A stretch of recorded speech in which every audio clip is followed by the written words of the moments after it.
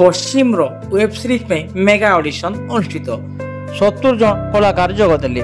पश्चिम ओडिशार कला संस्कृति परंपरा एवं दैनंदिन घटनावली को नहीं खूब शीघ्र पश्चिम मीडिया नेटवर्क पक्षर एक ओटीटी प्लाटफर्म आरंभ होगाकू जाउछि।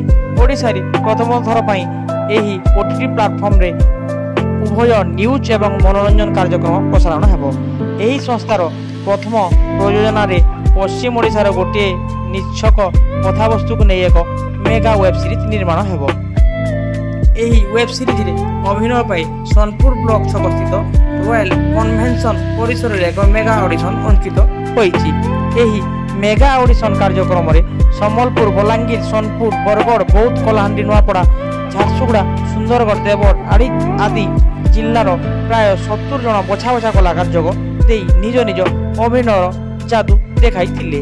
कलाकार चयन बेले NSDN तथा बॉलीवुड अभिनेता जगन्नाथ सेठ एवं नाट्यश्री गदाधर बारिक विचारक भाव जोग देइथिले।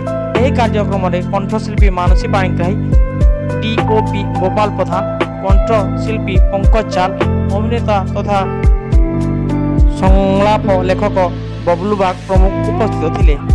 प्रारंभर संस्थार चेयरमैन सुभाषिष रथ जोगदे कला बंचिले कलाकार बंचिब बोली कहिथिले। पश्चिम ओडिशार विभिन्न अंचल बहु प्रतिभावान कलाकार रहिछन्ति। तांकु लोकलोचन को आनी आर्थिक सच्छल करबा आमर लक्ष्य बोली से कहिथिले। संस्थार निर्देशक शिवराम महापात्र, सांबादिक गणपति बाग, धरणीधर मिश्रଙ୍କ तत्वावधान समस्त कार्यक्रम आयोजन होइतिला। कार्यक्रम को सिने अभिनेता जीत एवं सुशोभिता संचालन करथिले।